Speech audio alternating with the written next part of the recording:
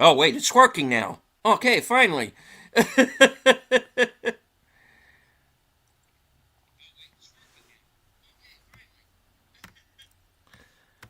Alrighty. All right. For anybody who is was on my channel, um, we're in the we just started COBRA. We're about we're a few minutes in. There was a kind of a hiccup on my end, but if everybody can see me okay, please let me know. This is the hostage situation inside of the supermarket. We're about to get Stallone's introduction into the film as Marion Cobretti. Uh, this was a character that was, believe it or not, originated in the original version of Beverly Hills Cop. In the original script for Beverly Hills Cop, the character is named Axel Cobretti, and it still had was a bit more of a mix of action comedy, but with Stallone, he wanted to make it more like this and kind of leave a lot of the comedy stuff out. But that, of course, changed.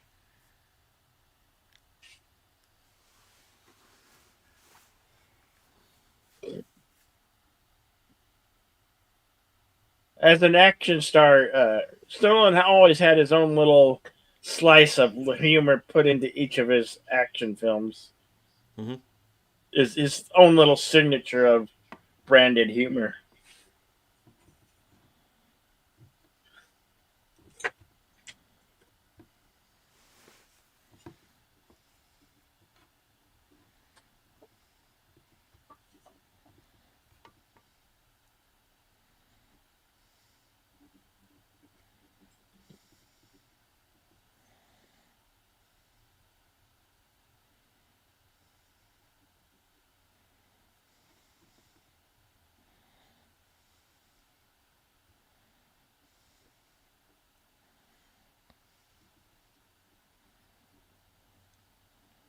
And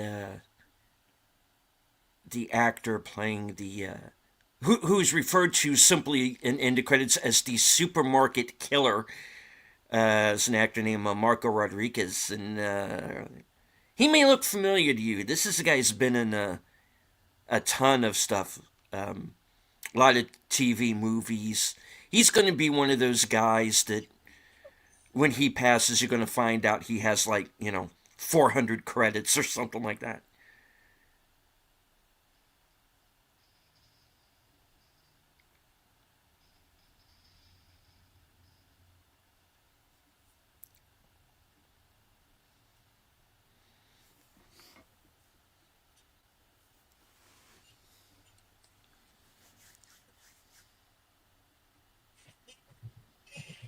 And Star Trek TNG fans might remember him from that series as well as a Starfleet captain that Riker was in the academy with.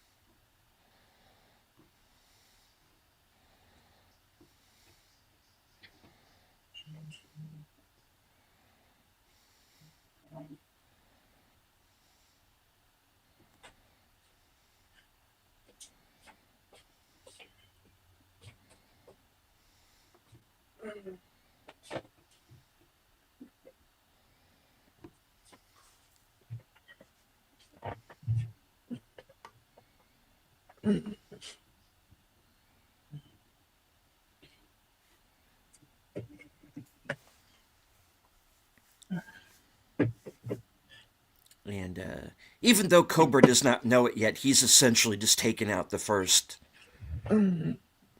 bad guy. He thinks at first you think this guy's just like this random psycho, but he actually is in league with the Night Slasher, as we've just heard the first reference to.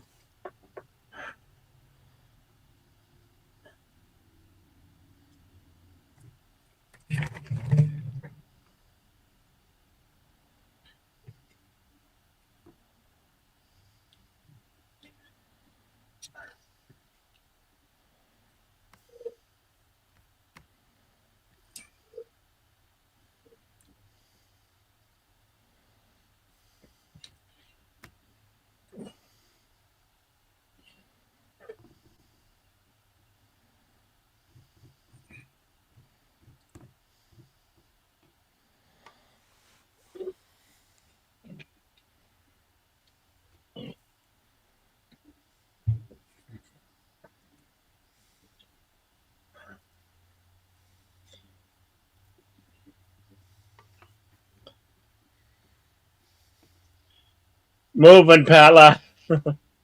Is that is Stallone's car a Hudsucker? What type of car is that? Do you know deleted? I should know. I know it's a 50.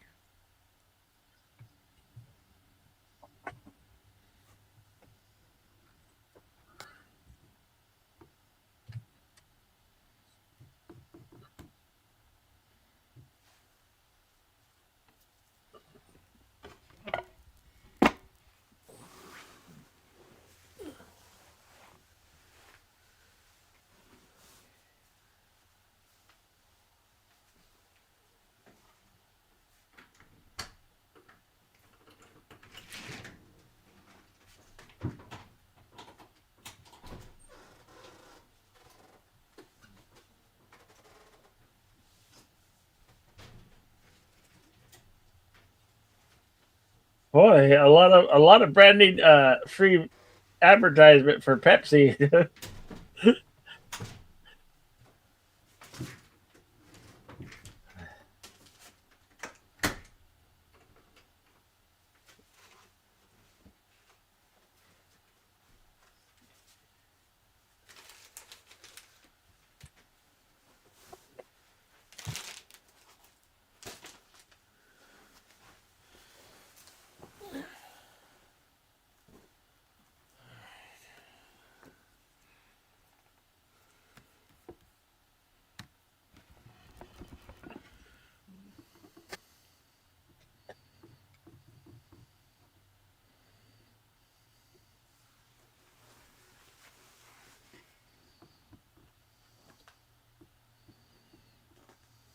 Yeah, you don't want to get your gun cleaning tools stolen, so put it in the egg carton.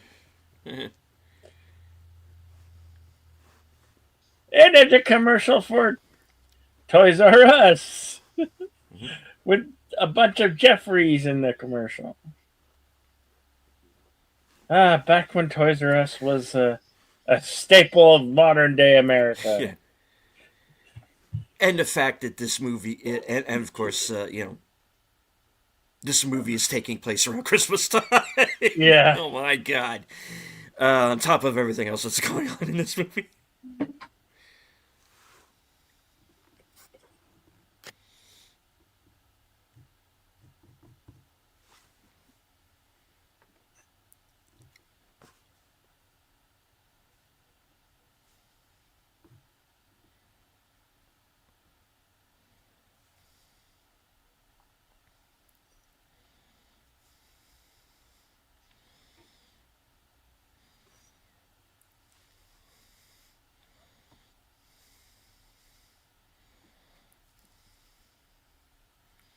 Yeah, Sly really stacks the deck against these guys kind of pretty quickly. You hate them right away.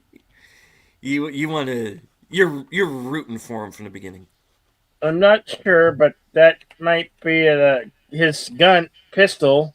Hmm. I think might be a Colt 45 ACP. Mm, I'm not sure, but that's what it looks like to I think me. so. Yeah. If anybody knows, please feel free to enlighten me. Tell me if I'm wrong or right.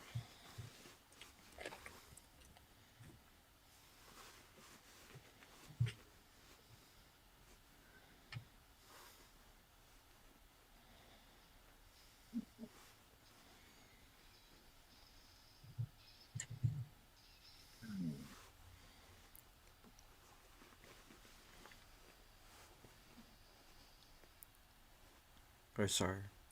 First look at the Night Slasher himself is played by Brian Thompson, other character actor. And another guy who's been on Star Trek. There are a lot of people in this movie who were in a Star Trek series at some point or another. Andrew Robinson, of course, who, of course, was the villain in the original Dirty Harry. And, of course, was Garrick on Deep Space Nine. Was in Hellraiser. And, of course, Rennie Santoni, who was also in Dirty Harry. He was Harry's partner.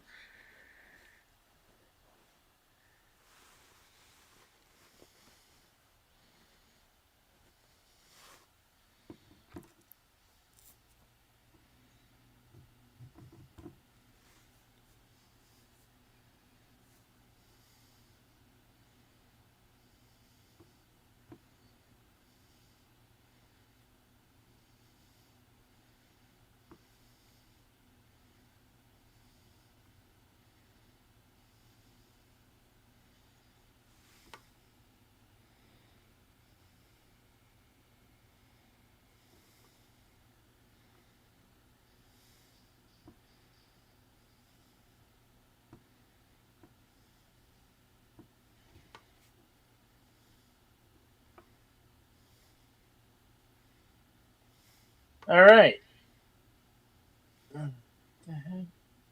Hmm?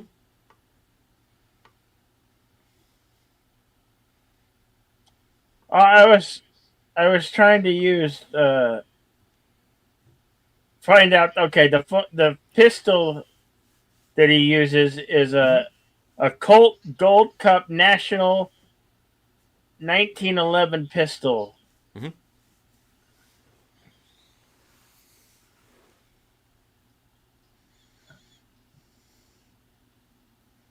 I believe she was it actually was in the film that was played on Monday night. The she was a pink No. lady. No, no, that's not her. No.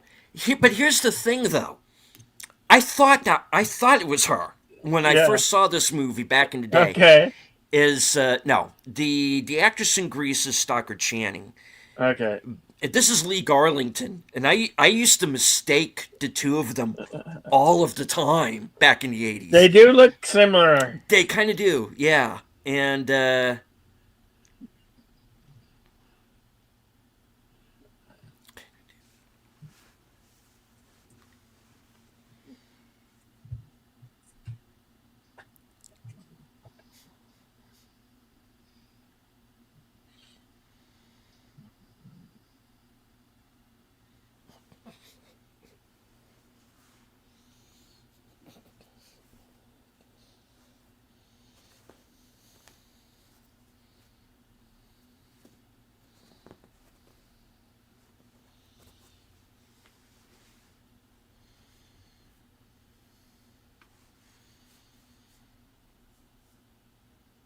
and of course to reveal that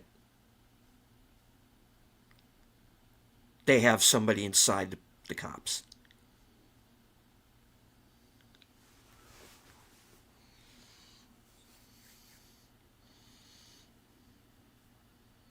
Hello to Lady Miss. Welcome.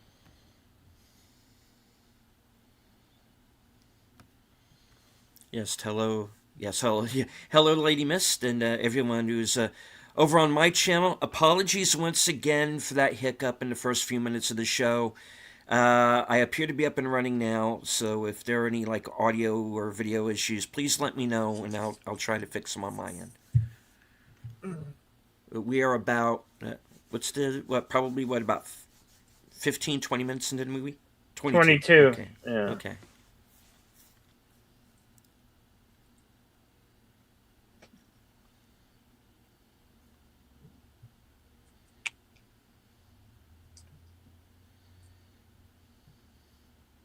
You're too violent. What sugar you're eating?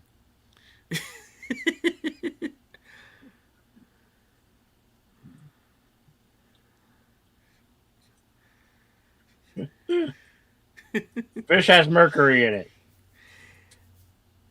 Yeah, you gotta take that chance, don't you?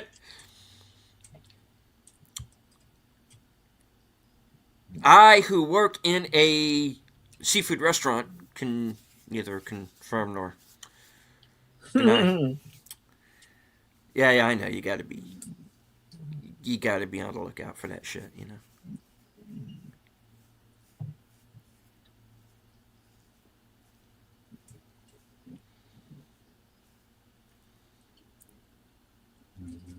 And this song is "Angel of the City" by Robert Tepper, who's also on the Rocky IV soundtrack. He does the No Way Out song.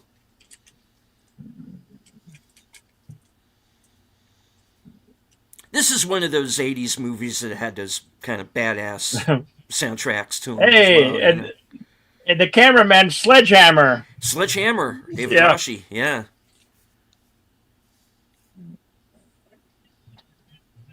Which was kind of a parody of films like this, actually. Yep. So, yeah.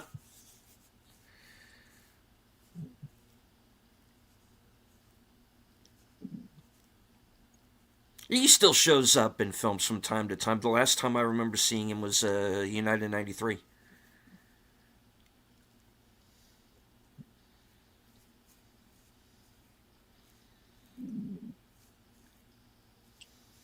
I think Bridget Nielsen was only in 3 major top tier films: Cobra, Beverly Hills Cop 2, and Mm-hmm. of course Rocky 4.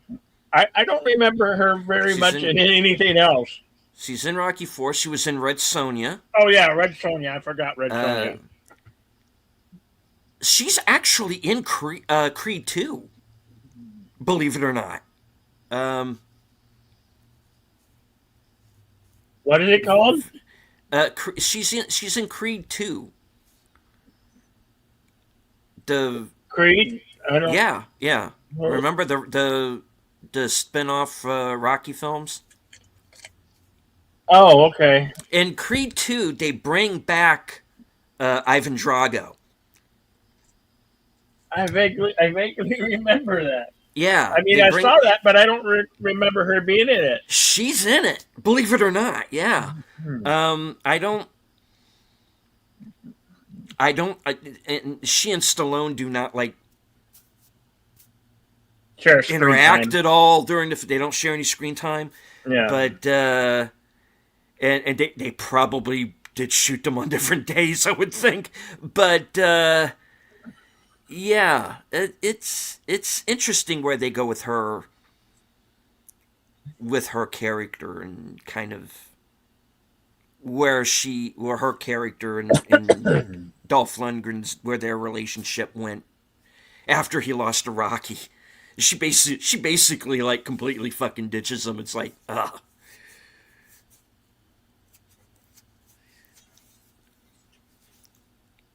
Interesting film. I actually like Creed 2 quite a bit.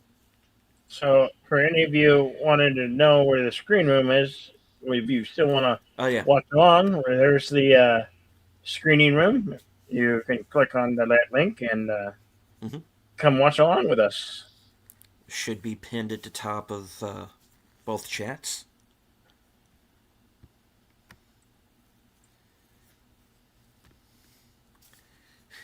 he's, he's basically the smarmy photographer who's hitting on her all the time.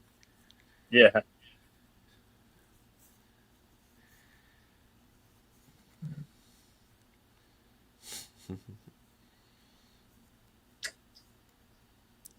I'm a fashion model. I don't need anything.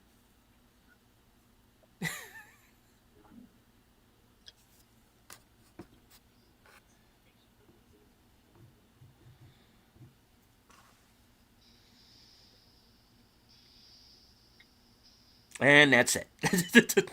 That's all he gets in this.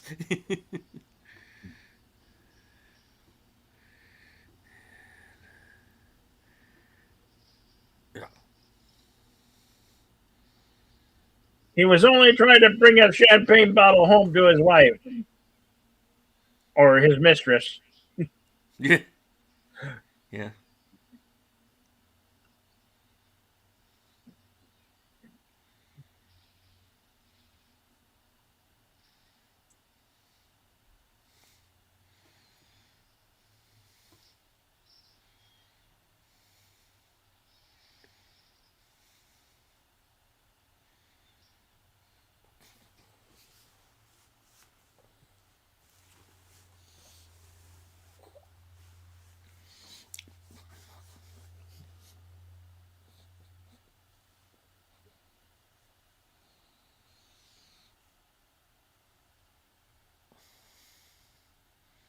There's a tear in your pantyhose.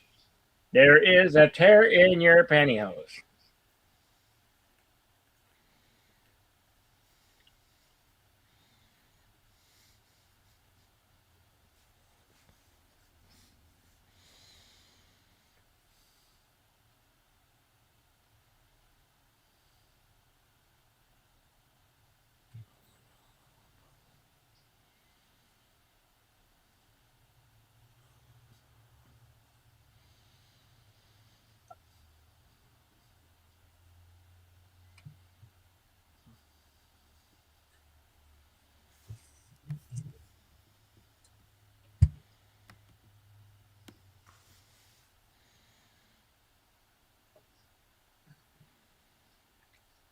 Never sleep again.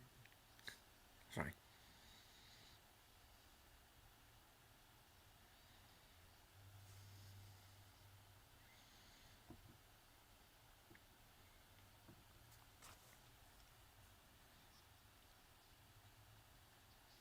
We now return to crossing over with John Edward already in progress.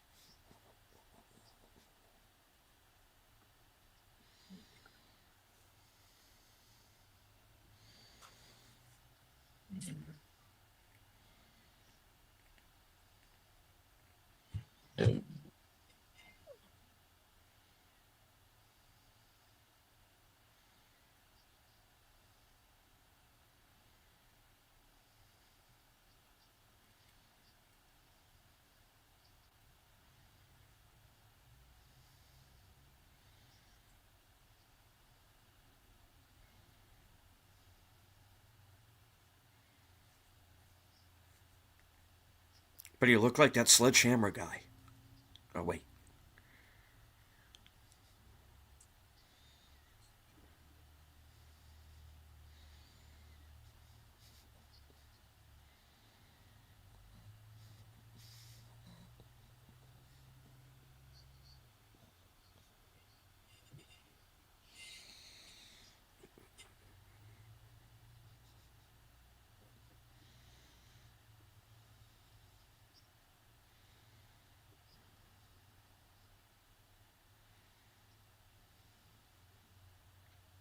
He wants to kill you.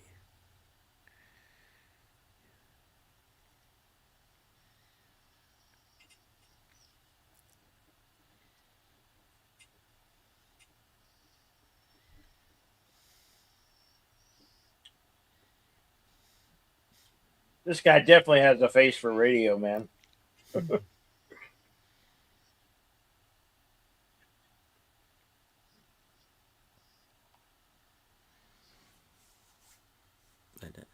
I actually know like a number of people have like met this guy at conventions because he's been in a lot of like science fiction and genre type films. They say he's like a super nice guy in real life. I can see that. Yeah.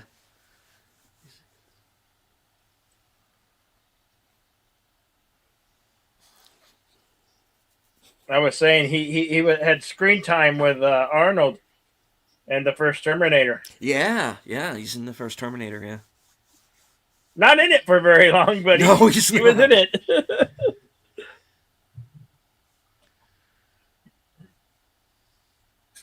And the funny thing about that scene, he gets taken out, Bill Paxton dies, and it's like Mhm. the random guy you never see in anything else again who Yeah, survives. yeah, Yeah. yeah. It's like amazing.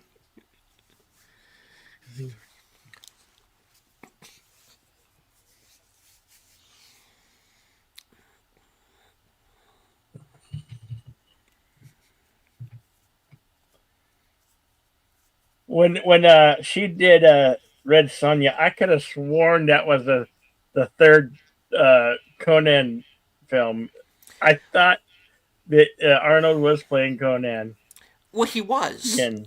Um, what happened was they didn't have the rights to Conan, so they had to change his name. But he is effectively playing Conan. I think they call him like Caladan or something like that in the film. Yeah. That will have to be one we hit up on Action Theater, the Conan series. Oh, for sure.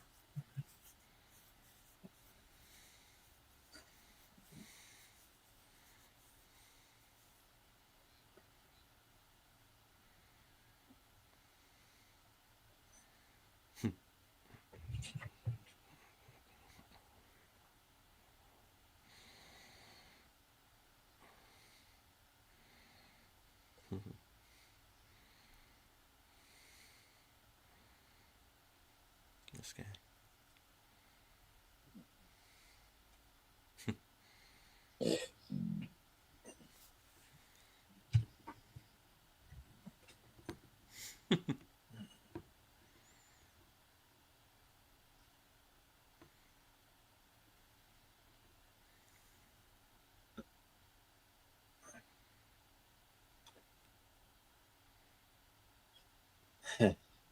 Yeah. In the second Fright Night film, he was the guy who ate bugs. Oh yeah, yeah, yeah. He wasn't that, wasn't he? Yeah. Yep. I love how he called out every bug by its Latin name. Honestly, I've only seen Fright Night 2 one time, Oh, and I think that was like during a watch party. I don't it's remember whose. it is very obscure right now. It's like very hard to come by. It's on no streaming services. It's extremely hard to find on DVD if there is. Mhm. You know. And the remake with Colin Farrell, I never saw that, so I can't speak to it. But Yeah. yeah, I'm No, sure Colin Farrell was good. He usually is. I yeah. I'm specifically talking about the '80s Oh yeah, yeah, yeah. version. Of course, yeah. One done in '84, I think, and the other one done in like '88. Hmm.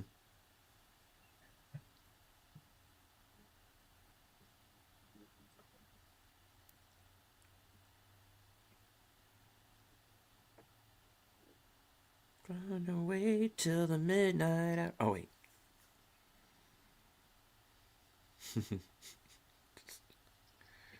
Don't you tell me what to I do, don't know lady. how this woman survives. I have no idea because you know he wants to. Yeah, just with that one look. Yeah, like Yeah. Every Well, everybody's fair game to him. yep. So which was the title of the book this movie was based on, even though it has jack squat to do with the book, from what I understand. Yeah, this individual is a guy who's never been loved by anybody. No, He's just a complete psychopath.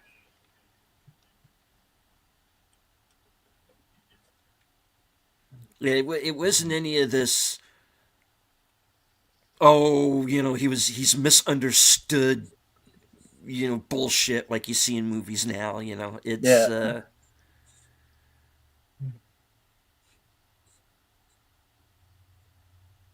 he's just a screwed up guy who likes to kill people because in his mind, he's the apex predator. He's better than everybody. You yeah. know, pure and simple.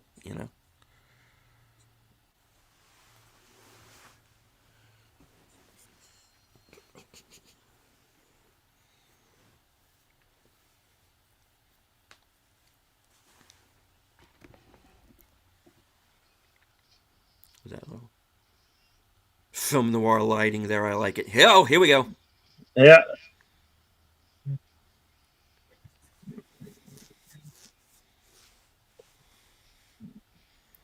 Oh yeah, this film, it wastes no time. No, not at all. It has an hour runtime of 1 hour 27 minutes. It goes super fast. It's basically goes through it in a blink of an eye. Hmm. That's why this is one of the better action films of the '80s.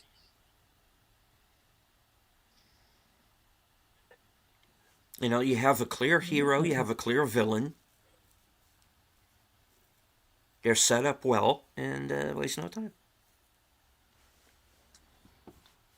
And the director of this film was George Cosmatos, who, of course, went on to direct Rambo 2 I and think also Tombstone. I think that nurse was in the mini TV miniseries V. I'm not sure. It looks like my. Hmm. She looks vaguely familiar. She does, yeah. I don't recall what else she was in now.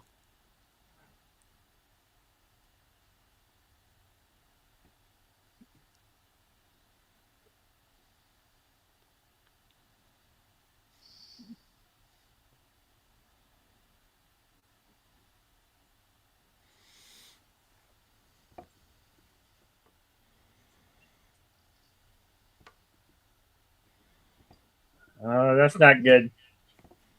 No. Let him up.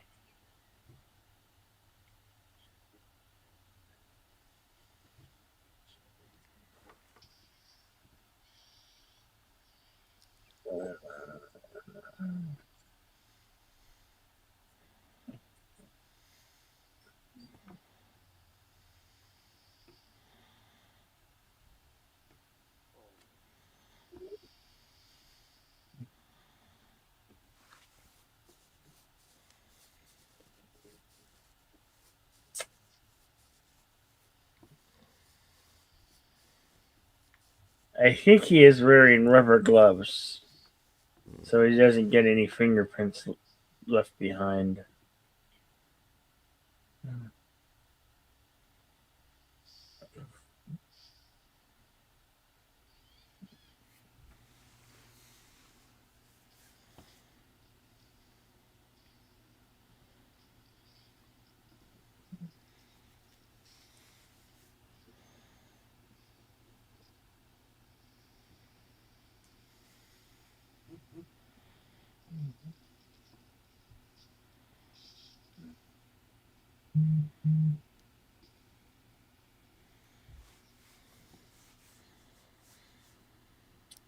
Yeah, he does make a.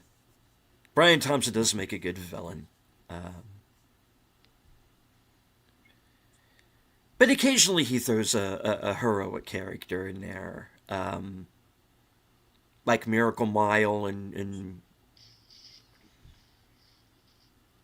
Moon 44 and stuff like that.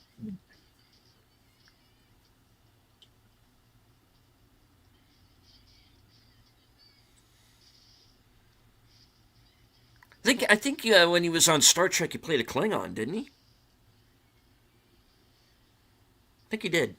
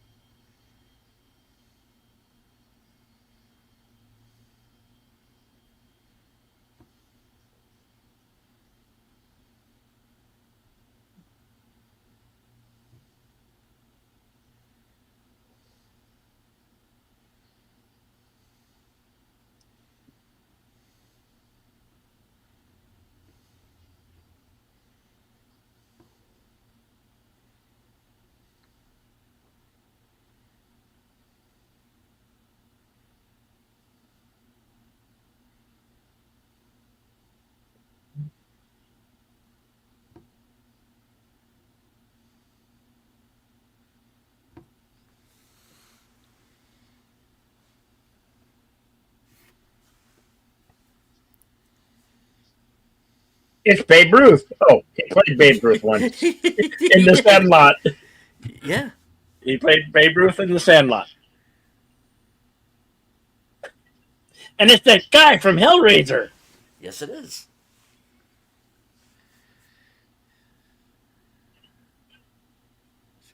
Don't say please. He didn't say please.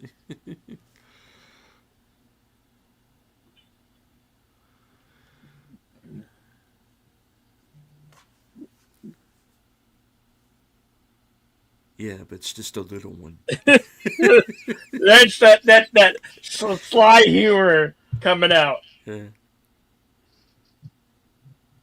I'm sure that was all sly there. It wasn't even part of the script.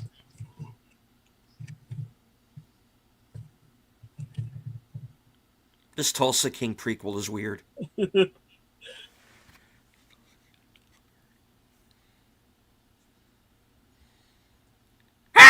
Oh, I'm sorry. Yeah.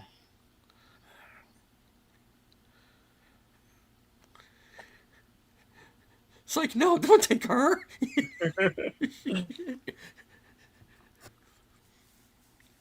This can only end in tears.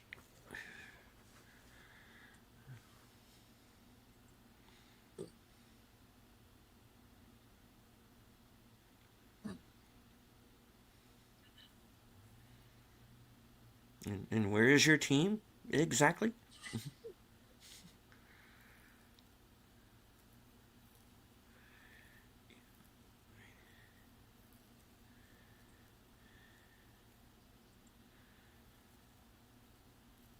Yep. You're right. Mm-hmm. 40th anniversary. Oh yeah. Oh Jesus. Okay. I feel Yeah, old. I know. Oh man.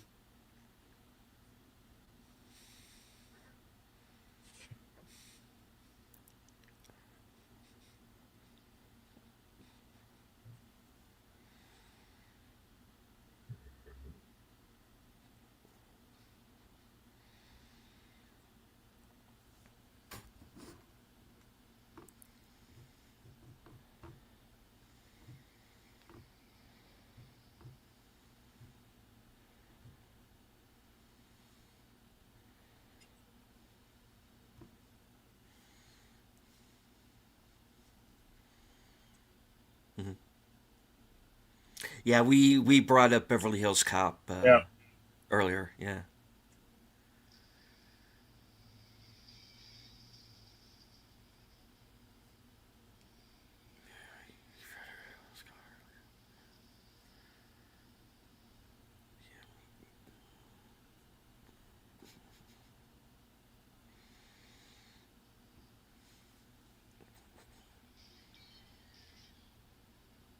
No, you're putting holes in the car. Nobody I should be really put holes in the car. I really liked Beverly Hills Cop too. That was one of my favorite Oh yeah, ones. it's a good film. Uh, yeah, Beverly Hills Cop was great and fun, but they really outdid themselves when they came to Beverly Hills Cop too.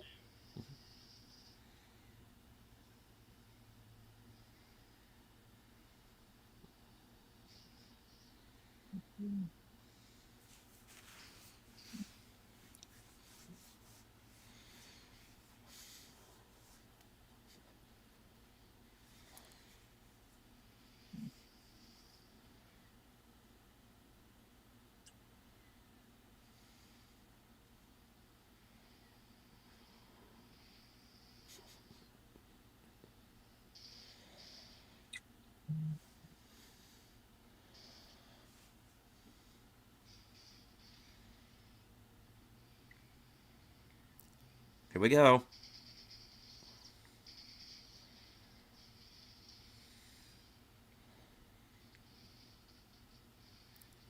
Yes, back in the days where if you put a bullet in a car, it instantly blows up.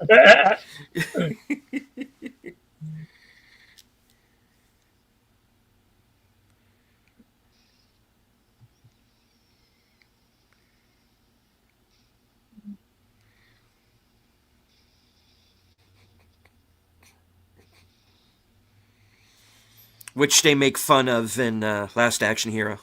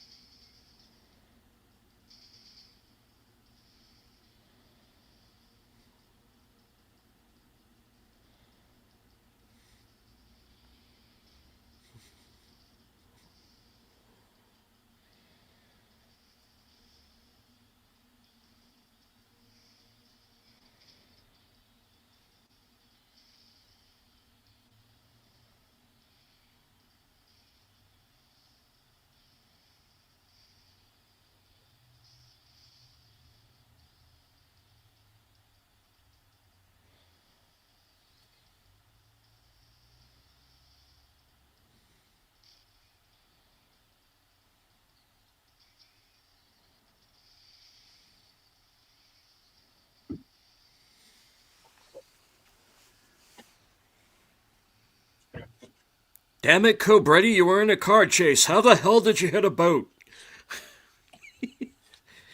Oh, he messed up his car. Yeah.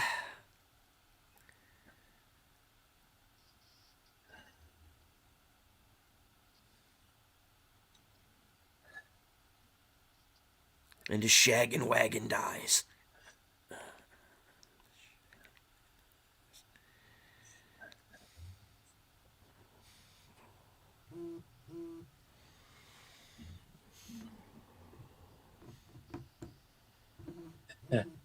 She's actually taller than he is. Yeah.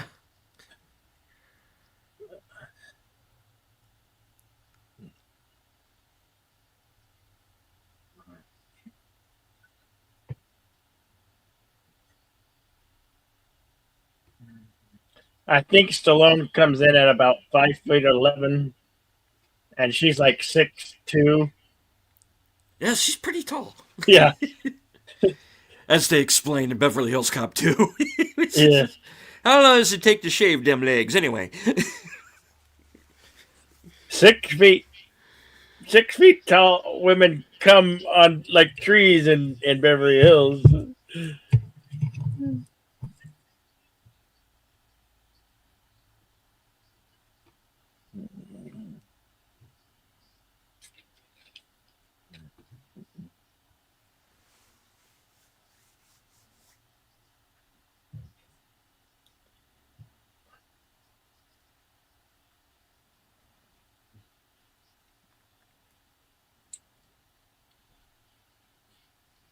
Yeah.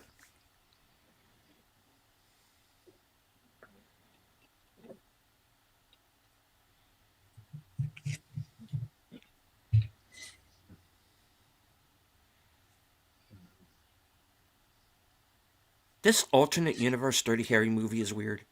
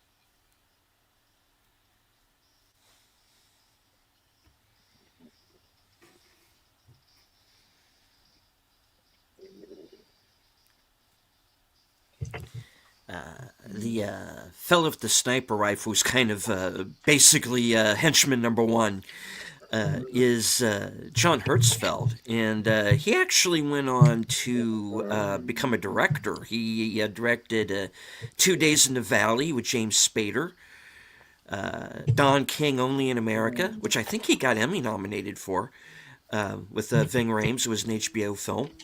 And he did 15 Minutes with Robert De Niro and Edward Burns.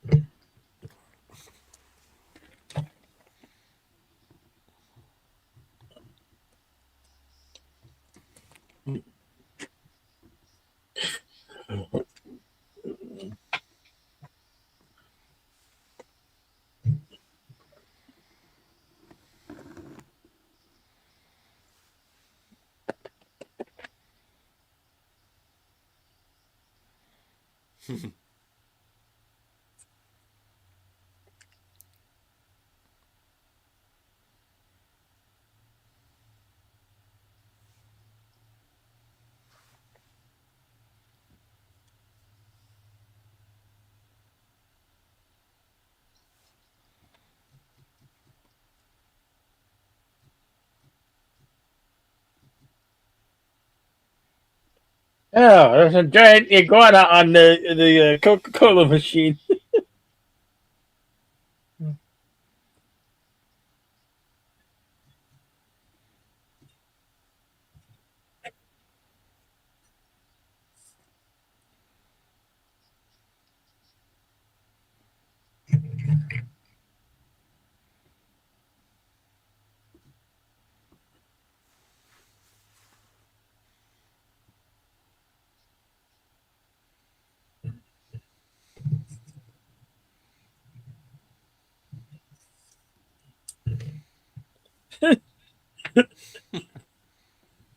He's setting her up. Troublemaker over here. Yeah.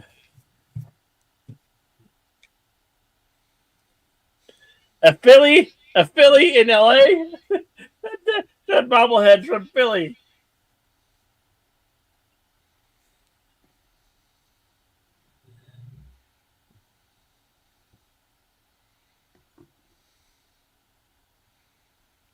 Well, yeah, you gave him all the lines. Hail to Daniel Berry Sports Highlight saying, "Sup, guys? Sup to you, Daniel Berry. Good to see you. Thank you for dropping by, saying hello. Smash that thumbs up on both of our channels. We appreciate it. Mm-hmm.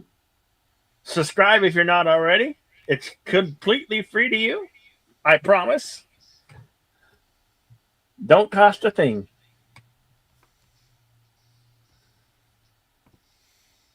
The Order of the Hatchets. And they're an empty swimming pool.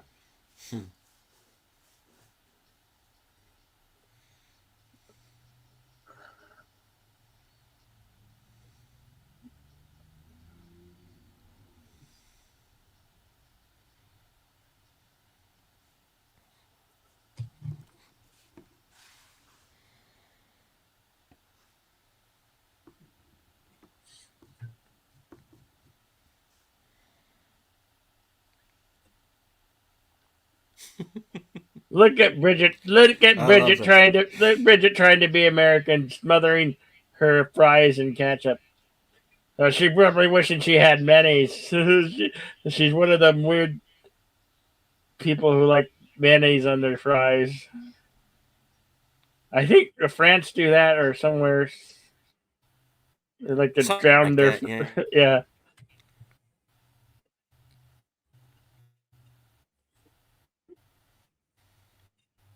yeah. You know what the quarter pounder in France? Louise. Welcome to the stream, JPRPH1. Hey, JP. And of course, hello, Gambit, if I didn't say so earlier.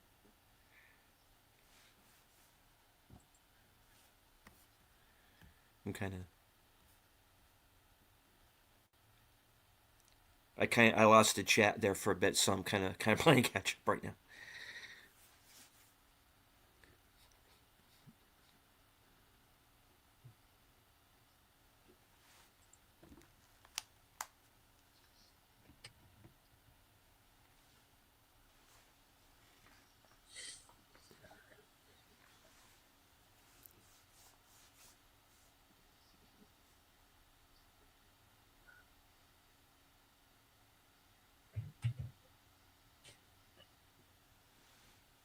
Well, you have two choices: the crazy woman or the really crazy woman. Yeah. Oh boy. Hail FK8C 2005, Hey Tim. also sometimes known as Tim. We're going into the third act of Cobra. Yep. 5942. Mm-hmm.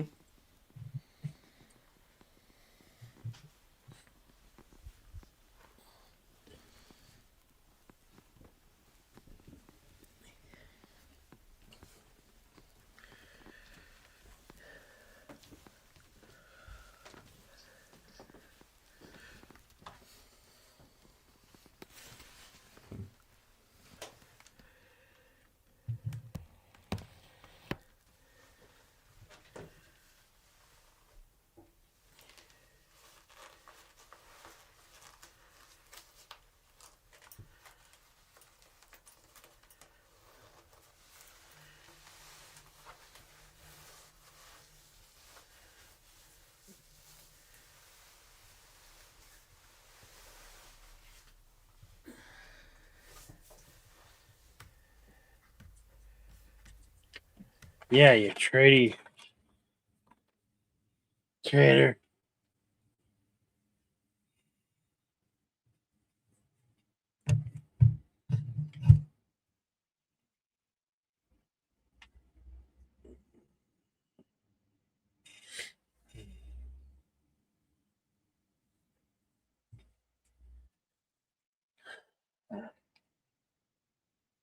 Just what every grown man needs. Grenades and high caliber bullets. Yeah, that's a healthy appetite. Is this the party at Katie and Stud's watch party? We'd probably get thrown off the air for that one. Uh, Thank you, Tim, for the $1.99. Appreciate it.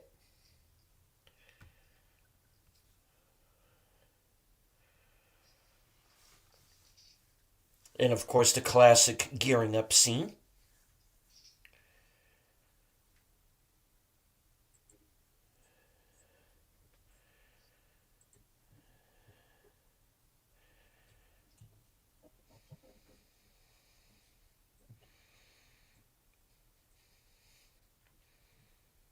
I don't sleep, I'm European.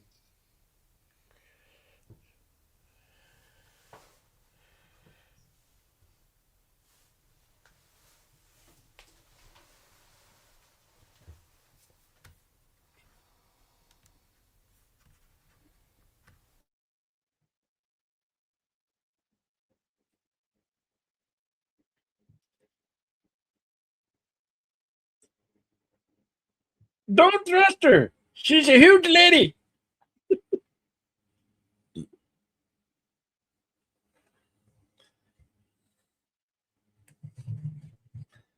I remember her on on she had a show, a reality TV show. It was she was trying to she's trying to get with Flavor Flav of Public Enemy.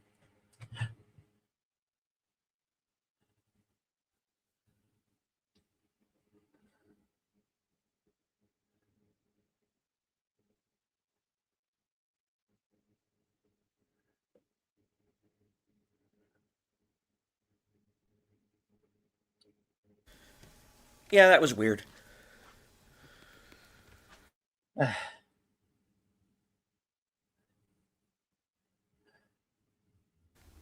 Wasn't expecting that. Yeah, I don't like her manly curly hands. She kind of got manly curly hands.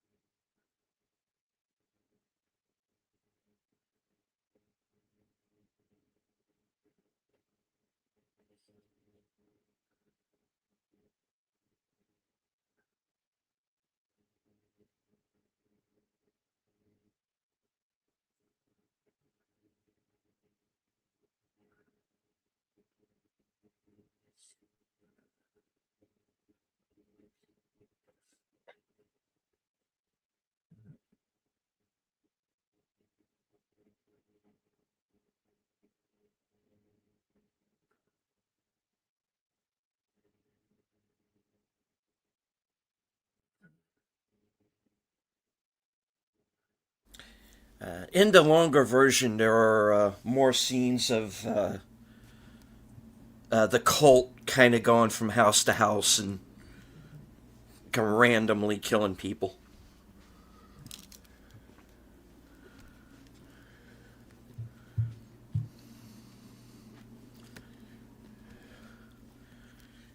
Here we go.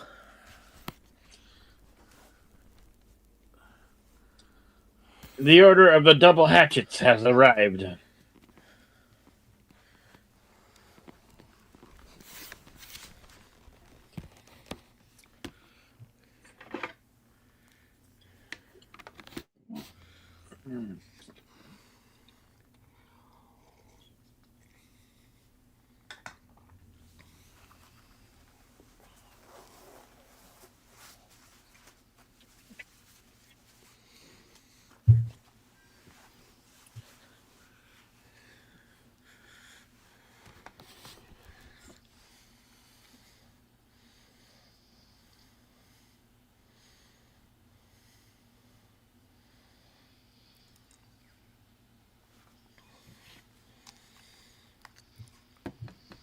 Assault on Cabin 13.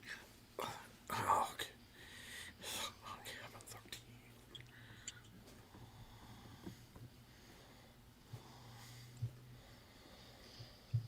Yeah, I don't think it's going to work, lady.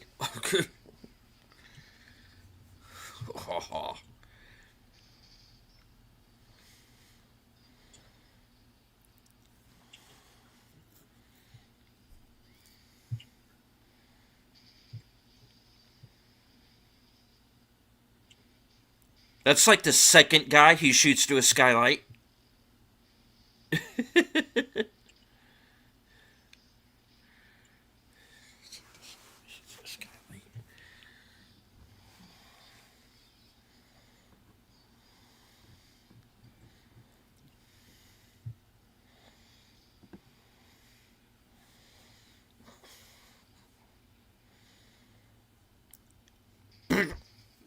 Toodles.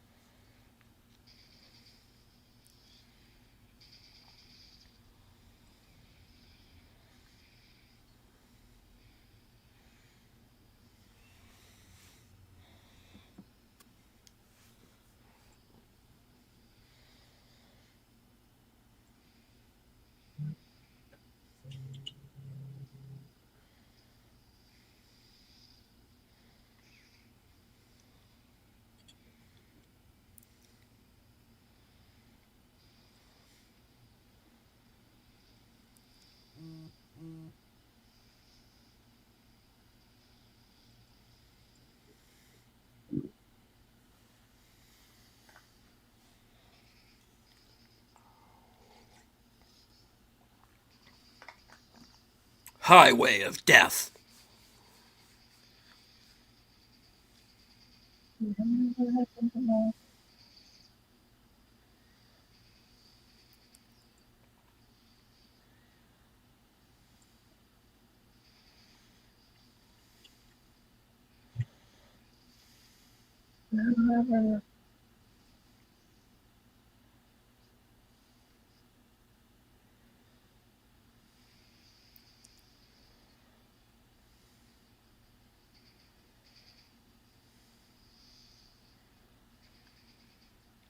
I like to think this is how Mitchell 2 would have turned out.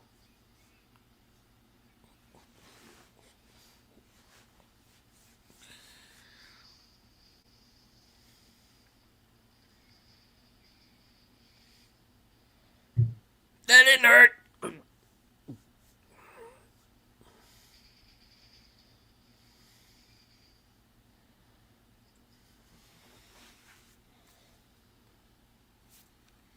Yeah, that too.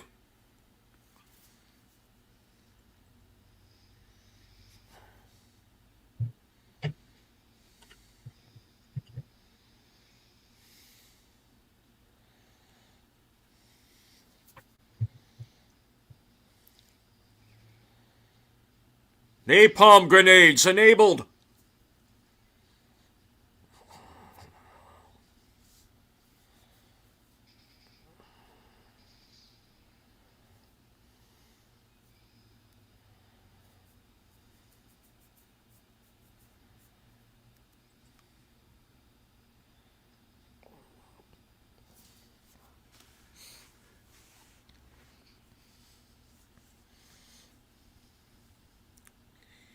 Close.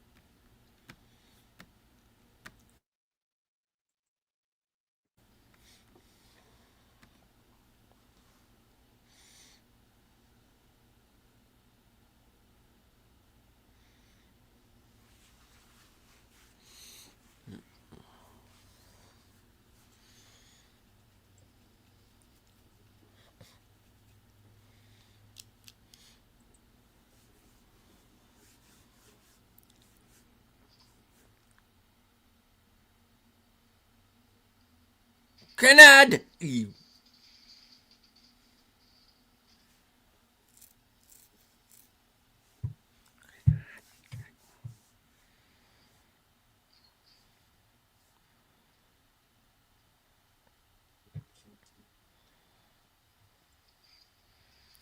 Latrine!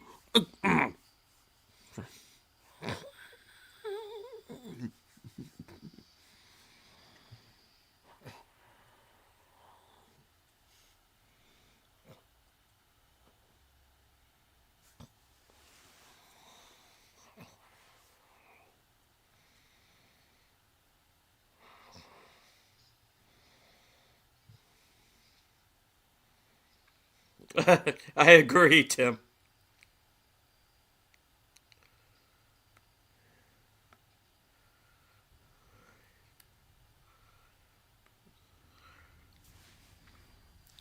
Quick, Tripper!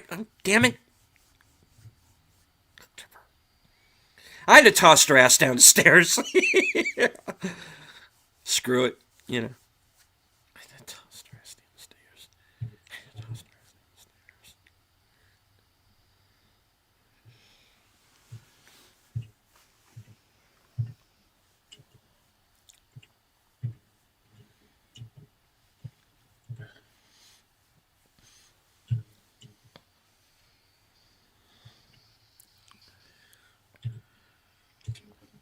You have the right to remain silent.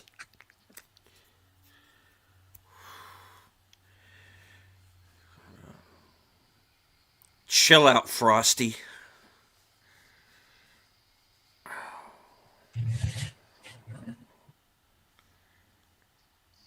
Here we go. Oh,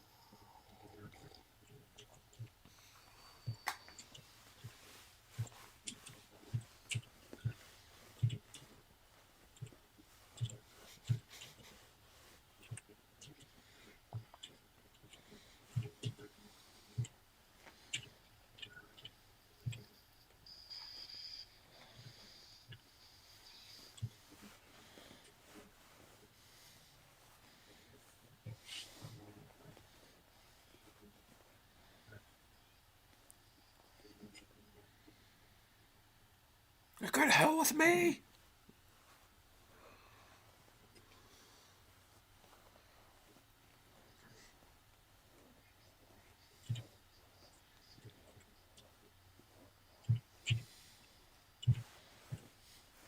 Yeah, a few. Yeah, we were talking about that earlier. No. Mystery.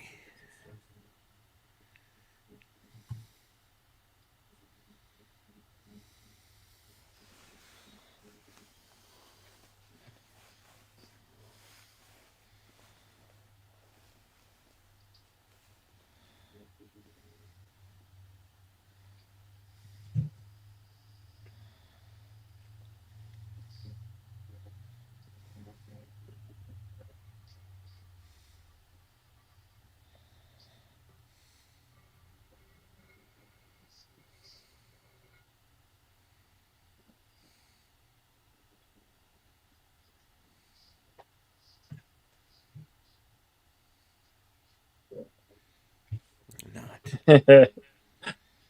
So where the law stops and I start. Sucker.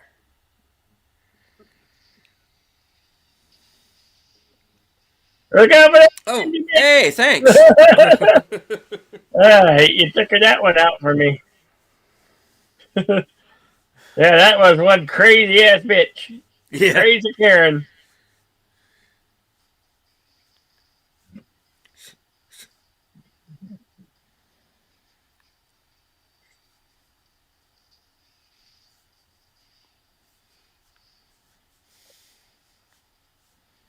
You should never bring knives to a gunfight. Oh.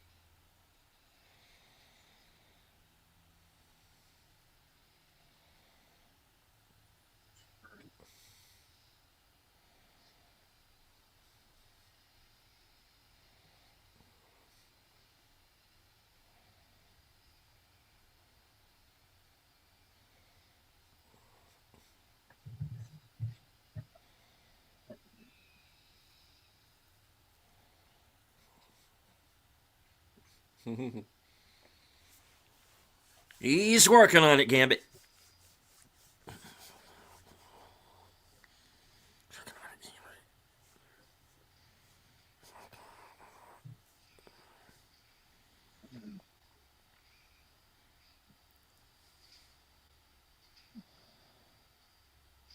Oh yeah, you just know he's going into that spiel.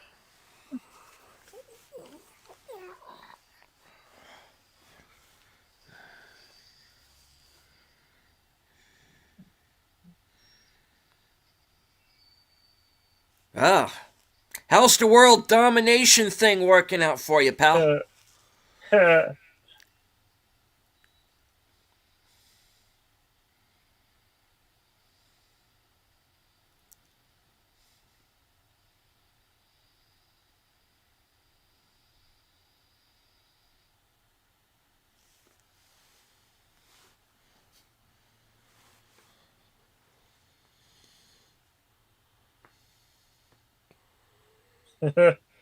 Yeah.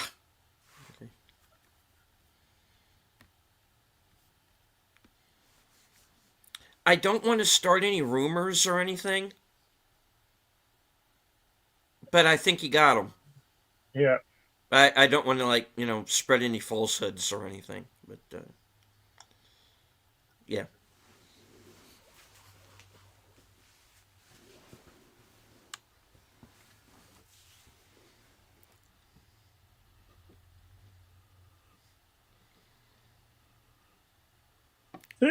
Yeah. I mean, it's the dance finals.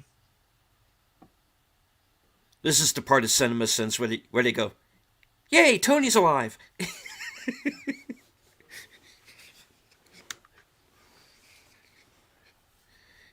Or is that Cinema Wins? One of those guys. You know what I mean?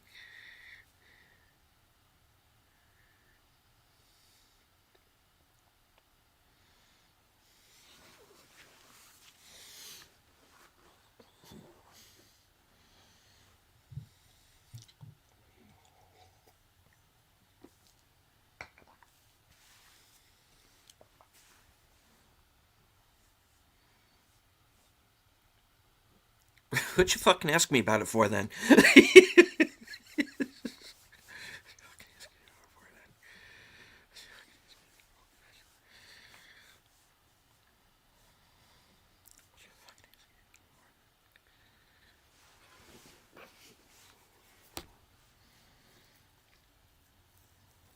Oh, what? Like the bus thing? You're the one to talk. Yeah. Uh, you just know he's Here comes the punchline. Wham! Yeah, no hard feelings. Yeah. He's lucky he got him. Kurgan put him off a cliff.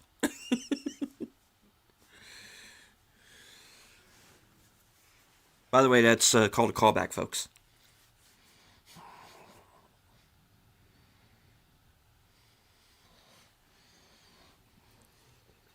They call me Roy. And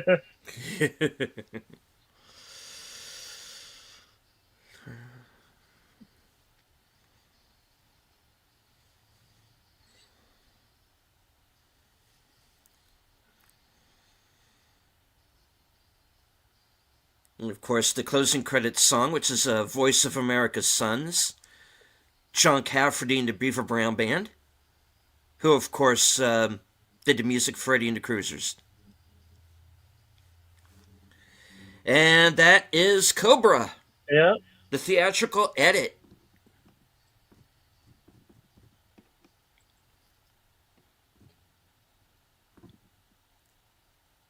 All 87 glorious 80 minutes of it.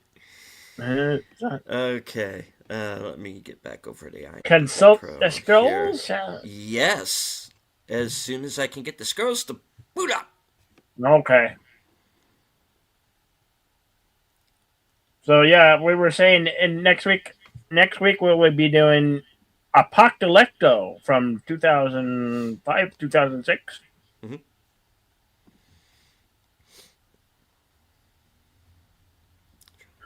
Not a lot of dialogue in English.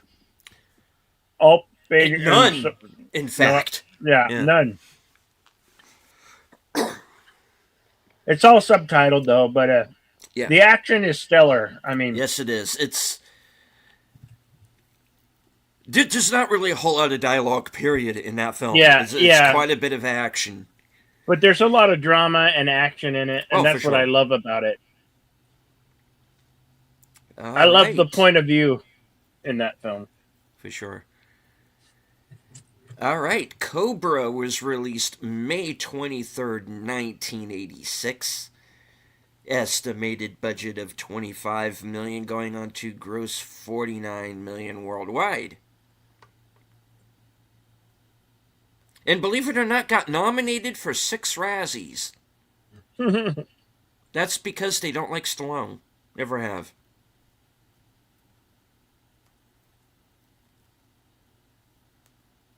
The nominees were Worst New Star for Brian Thompson. Fuck off. He's a good actor. Go away. Stallone for Worst Actor. Bridget Nielsen for Worst Actress. Stallone for Worst Screenplay. Brian Thompson again for Worst Supporting Actor. Fuck off. Yeah, And nominated for Worst Picture. That shit's just because they don't like Stallone, guys. That's it. He won't play their game. All right, moving on to filming locations. 2701 Manhattan Beach Boulevard, Redondo Beach, California, for the exterior parking lot of the grocery store. East Shoreline Drive, Long Beach, for the car chase sequence. Santa Clarita, Henry Mayo Hospital for the hospital scenes. Dell Avenue, Venice Beach for the car chase over the bridge. Port of Los Angeles for the end of the car chase. Santa Clarita, the climactic battle at the abandoned bottle plant. The Rock Store, 30354 Mulholland Highway. Exteriors of the restaurant. And the Waldorf Apartments, 5 Westminster Avenue, Venice Beach, Los Angeles, California, for Cobra's apartment. Okay. On to the trivia. The custom. This actually answers your question, Bill. One of your questions.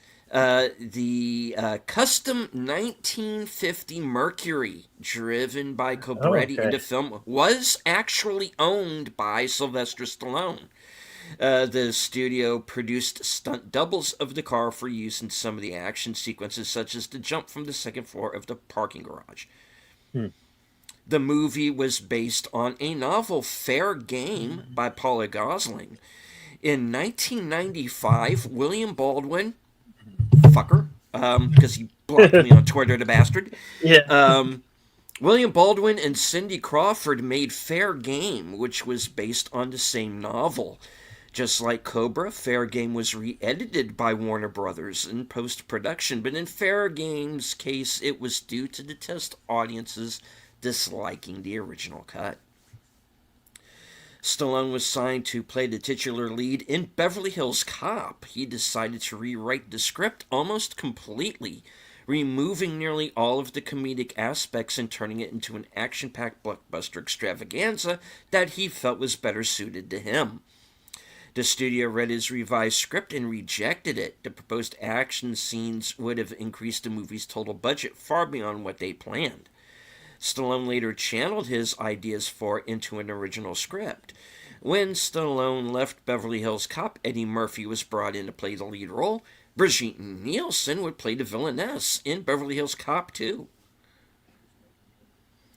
The submachine gun used by Cobretti in the final showdown with the biker gang is a Johnny-Matic. The Johnny-Matic first appeared in the early 1980s, but it was never adopted by any country for use. It reappeared in Finland in the mid-1990s as the GG-95 personal defense weapon made by the Golden Gun Company. The gun is chambered in a 9 by 19 Parabellum, has a cyclic rate of 600 rounds per minute, and has various accessories that were offered, such as a silencer, various capacity magazines, and a laser pointing device. Much of David Rashi's role was cut from the final version. In the behind-the-scenes documentary, an additional scene featuring him is shown being filmed. Total body count 52. 41 of which are killed by Cobra. Wait, who's the real villain here? Anyway, hey, everybody's the hero of their own story. Okay. In the diner scene where Cobretti brings over the fake hamburger stack to Ingrid, there is an oval frame on the wall that says King Cobra, a brand of beer. The bobblehead doll that Cobra is playing with outside the diner is wearing the uniform of the Philadelphia Phillies, which Bill pointed out. Mm-hmm. Cobretti uses a custom Colt Gold Cup National Match 1911 in 9mm using... You okay? Yeah. Okay. You worried there for a second. All right. 9mm using Glazer safety slugs a frangible bullet. This is shown he unloads his pistol in his apartment to clean it. The Colt Gold Cup National Match 1911 is usually chambered in .45 caliber ACP. Mm-hmm. As again, you pointed out during the movie. 9mm versions are made especially for the film. The film was considered a box office disappointment at the time, especially compared to Rambo 2 and Rocky 4. However, it grossed over $12 million on its opening weekend, the largest opening in the history of Warner Brothers and the Cannon Group at the time. It also earned over $160 million worldwide against a budget of $25 million, along with marketing costs. That opening weekend was the second biggest for any film in 1986, trailing only Star Trek IV: The Voyage Home. It also got lumped together with Poltergeist 2: The Other Side, which opened wide May 23rd, 1986. Yeah. There were plans to do a sequel, which never materialized. The Polly Gosling novel Fair Game, on which Cobra is based, is also called A Running Duck. When the movie came out, Stallone allegedly wanted the novel reissued with himself credited as the author. Miss Gosling declined the offer, of course. Andrew Robinson and Rennie Santoni also appeared in Dirty Harry. In both films, Santoni plays a police officer named Gonzalez. While in the earlier film, Robinson played the main antagonist. Most 1980s action heroes were called John. For example, John Rambo, John Matrix, John McClane. The hero of this film is named Marion after John Wayne, whose birth name was Marion Robert Morrison, the epitome of the cinematic tough guy who often played characters named John. John Bernard books, John Chisholm. Enough Stallone worked Wayne's grandnephew, Tommy. This says alleged grandnephew, but I think he actually legit was family to him. Grandnephew Tommy Morrison in Rocky 5. The original rough cut was over 2 hours long. Due to concerns that it might not be a hit, the final cut was 87 minutes. Thereby increasing the number of screenings per day. Some of the more violent scenes were also cut to avoid an X rating. A great deal of plot detail was either removed or sped up, while most of the violence and nearly every death was edited or depicted off-screen, resulting in numerous continuity errors. Yeah, there was a lot of really gnarly stuff they filmed that did not make it into this film. Trust me, yeah. This was almost a horror film in a lot of ways.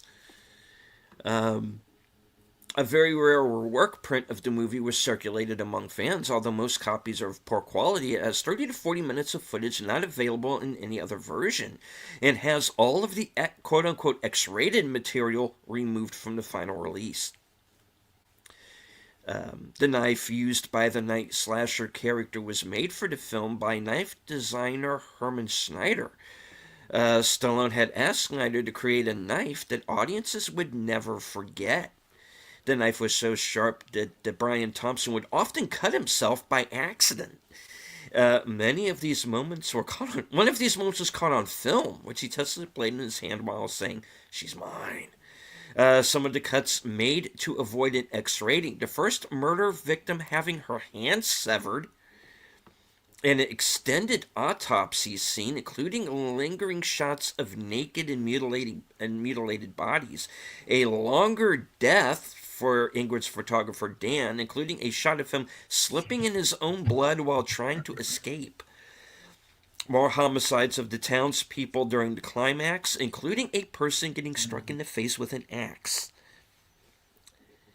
And I've seen that bit. It looks like something out of Friday the 13th. It really does. In the original rough cut, the car chase scene between Cobra and Night Slasher was longer and ended differently. While in the theatrical version, Night Slasher shoots at Cobra's car and causes him to crash into the boat.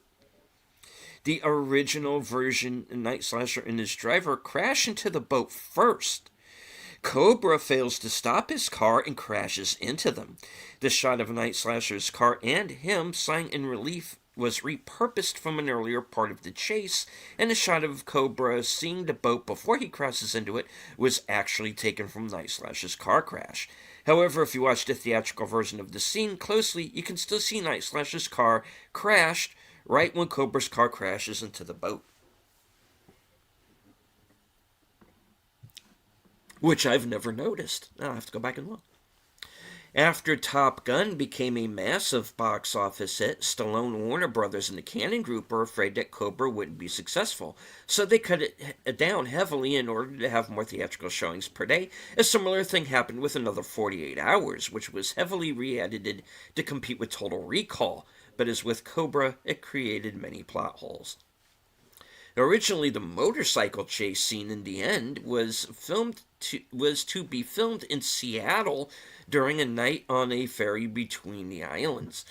Even though everything was prepared to start filming the scene at night, Stallone ordered the ending to be changed, and happened during the day because of the mosquito problem at that time, which would have made nighttime filming difficult to endure. The official soundtrack release includes a track called Skyline, which is not heard anywhere in the movie. This is because scenes in which this track was used were cut from the movie during re-editing. Originally, there was a scene in which Cobretti is sitting in his home looking at a sunset. There's a similar scene at the beginning of the theatrical version, which he's cleaning up his gun and then looks at the streets outside of his house. And soon, right after the Night Slasher and his gang members killed the second victim, and cops showed up at the scene, Cobretti gets the call from his police chief, or somebody else, to go and meet with them, and it is in the scene where the Skyline track is heard. Skyline was also originally used in some other scenes, including the ending, but for some reason it was removed and replaced with the song Voice of America Sons by John Cafferty. Much of Night Slasher's attack on Ingrid in the hospital scene was cut for pacing and content.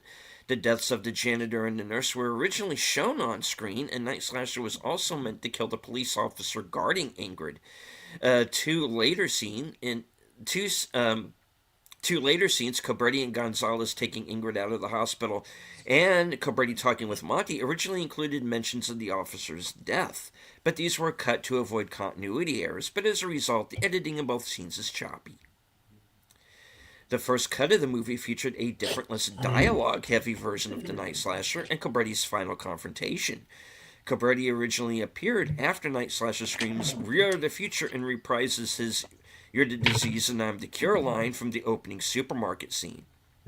Cobra's attempts to shoot Night Stalker, but is jumped by Stalk, only to be accidentally shot by the Night Slasher. This would have led to the hand-to-hand fight scene seen in the final version. Director Nicholas Winding Refn is a huge fan of Cobra. In Refn's cult movie Drive, a movie we need to do someday soon, Bill. Yep. The main character has a toothpick in his mouth in some scenes. This is Refn's homage to the opening scene of Cobra, where Cobretti has a matchstick in his mouth. The Stan Bush song "The Touch" from the Transformers movie was originally written for this film. Mm-hmm. At one point during filming, Stallone complained to cinematographer Wick Waite that they were falling behind and said that he and his crew needed to work harder. Waite responded by saying that if, and I quote, gets his hands off Bridget Nielsen's ass and stops showing off to his bodyguard, maybe they would not have problems with time. Stallone was shocked that somebody would talk to him that way, but he toned down his ego for a few weeks. In an interview, Waite also said that Stallone had a great sense of humor despite his huge ego. He also confirmed a rumor that Stallone was the true director of the film, calling credited George P. Cosmatos a good producer, but a bad director. Brian Thompson auditioned 7 times for his role before he was hired. On his 4th audition, he met Sylvester Stallone, and both he and the director thought that Thompson was too nice to play the role of Night Slasher. But after a screen test, he immediately got the job. Thompson repeatedly asked Stallone about his character, like how Stallone would want Thompson to play him, the character's background, his reasons for doing what he was doing. But Stallone wasn't interested in explaining the character, and he basically told him that he's evil because he's evil. In an unfortunate surprise for Thompson, when filming of the movie was finished, director George P. Cosmatos told Thompson, "You could have been good if you'd listened to me." Okay. Never have 2 people try to direct a film at the same time, guys. It never works. You don't share command. It's never a good idea. Catchphrase copyright John Travolta, Broken Arrow, 1996. Moving on. In the first draft of the script, the Night Slasher himself was named Baddon, Baddon, an attempted reference to the actual religious and mythological name of Abaddon. None of the supporting cast or crew were allowed to talk to Stallone during filming. The first draft of Stallone's script had a lot of differences from the later drafts in the film. These include the opening shootout taking place in a movie theater instead of a grocery store, and a lot more people getting killed.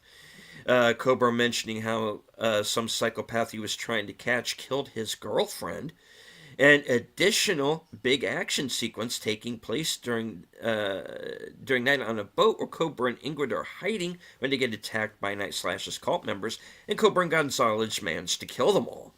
And a different ending in which it's revealed that Monty was the actual leader of the cult.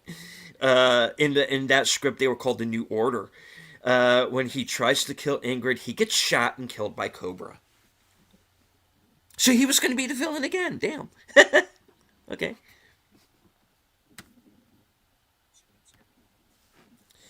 All right. Stallone was a fan of John Cafferty and the Beaver Brown Band and approached him about doing a song for the film. The song, Voice of America's Sons, was written for the film, and John Cafferty contributed to the Rocky IV soundtrack as well. Okay.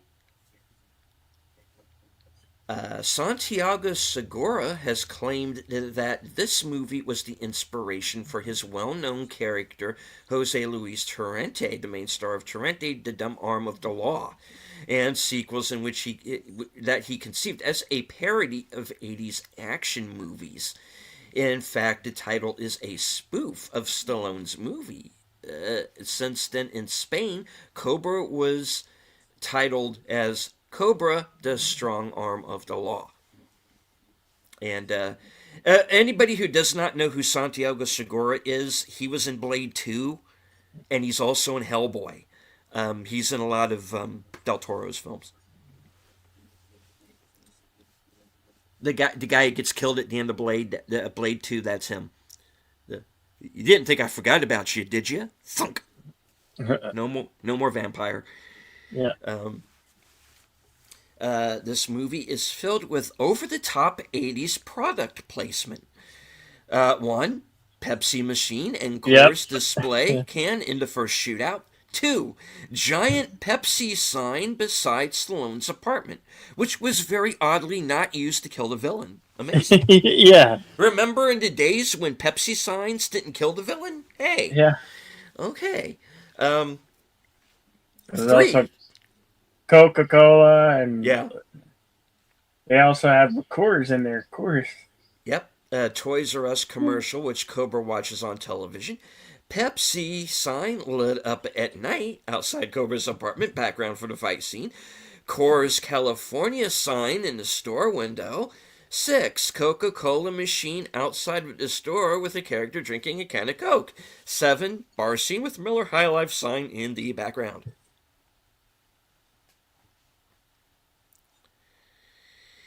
All right. Al Leong was initially cast as one of the lead villains. However, his role was eliminated following protests by an advocacy group that objected to the casting of an Asian villain, despite the fact that they didn't seem to mind him being in Die Hard, Lethal Weapon, Black Rain, or anything else.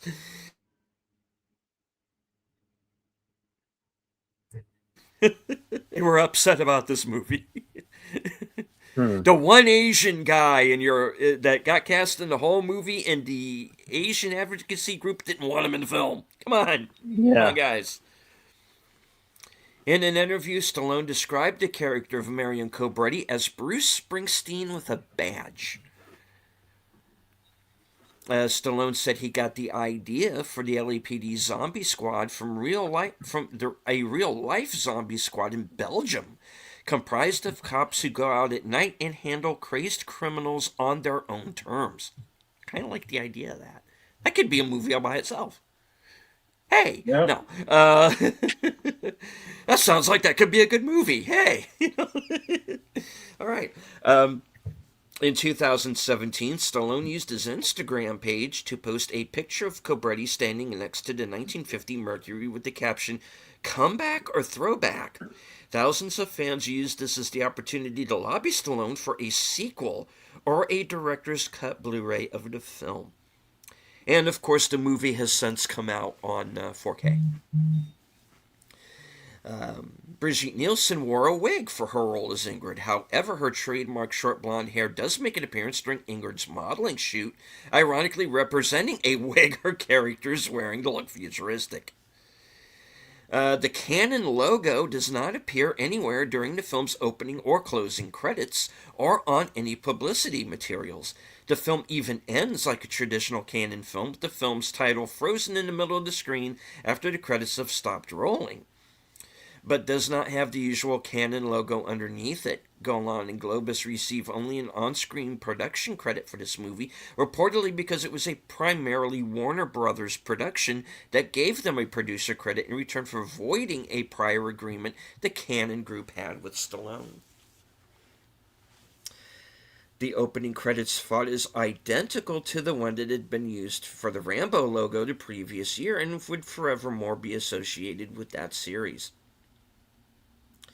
The chase music from the score by Sylvester LeVay would go on to become a popular choice of stock music trailers for Blood Sparked for Death. During the car chase scene, the car the night slasher is in and the truck following Cobra are both driving erratically. Cobra's driving is smooth and measured for most of the chase. This was filmed to reflect the chaotic nature of the night slasher and his followers and emphasize that Cobra was always cool and in control. This film was a co-production between Cannon Films Group and Warner Brothers. Cannon Films were known in the 1980s for producing relatively low-budget action films starring the likes of Chuck Norris and Charles Bronson. The producers Menahem Golan and Yoram Globus,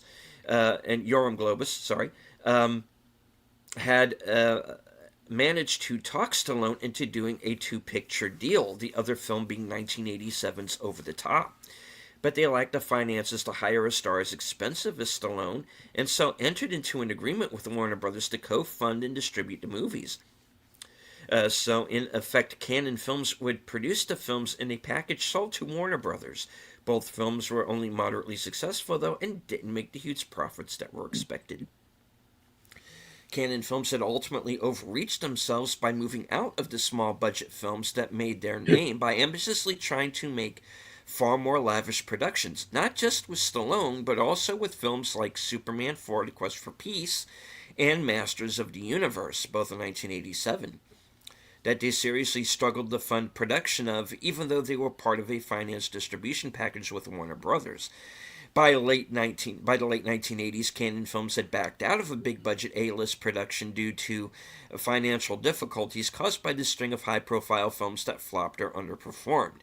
They continued on making low-budget films with the likes of Chuck Norris, Michael Dudikoff, and some of the earlier Jean-Claude Van Damme films, but ultimately went bankrupt in the early 1990s. Brian Thompson had to buy his own ticket to see the film himself personally because he was not invited to the film's premiere by the producers and Warner Brothers, which still mystifies him to this day. During a break in filming, Thompson walked over to Stallone and director George P. Cosmatos to discuss his character's motivations and his backstory, and suggested that the character would have some Polaroid pictures and personal files on the people he's killing. Stallone agreed and told Cosmatos to get him what he asked for. During the final confrontation, fight between Stallone and Thompson, Stallone accidentally hit Thompson in the jaw with the butt of the gun he was holding, which left him dazed and groggy. The stunt crew, led by Terry Leonard and Thompson's stunt double, huddled around Thompson to hide the fact that he had been really hurt. Thompson ended up with a bruise on his right cheek that hurt for several days. When Stallone was on set, he was in fact literally directing the film, with Cosmatos acting as an on-set director. Stallone literally mapped out and planned a lot of the shots, including the speech where Brian Thompson calls Cobra a pig. Stallone said to him, "For your close-up, I want you to drink as much water as you can so we can see your spit on camera," which we do. Cosmatos would just agree with Stallone on everything, and he wanted and stayed out of his way. When Stallone was not on set, Cosmatos acted like a tyrannical person to the cast and crew, which rubbed many people the wrong way, including Brian Thompson, who Cosmatos said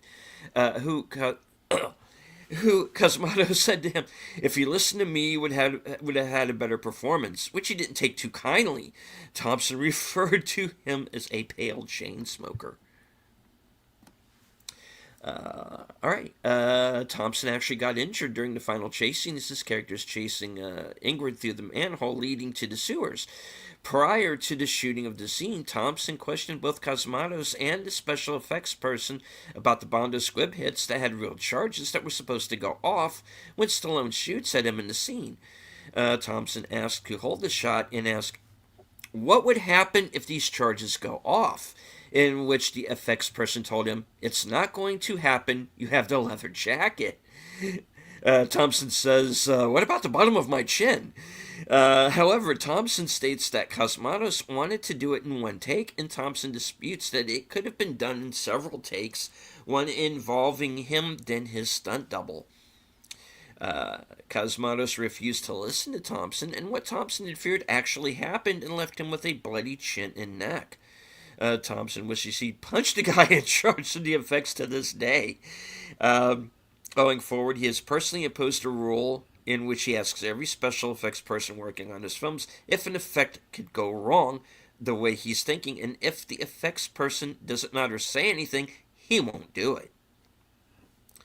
The scenes where Thompson as the night slasher was chasing Bridget Nielsen in the hospital, Thompson says that Bridget was having a fun time doing those scenes, even though she was acting seriously.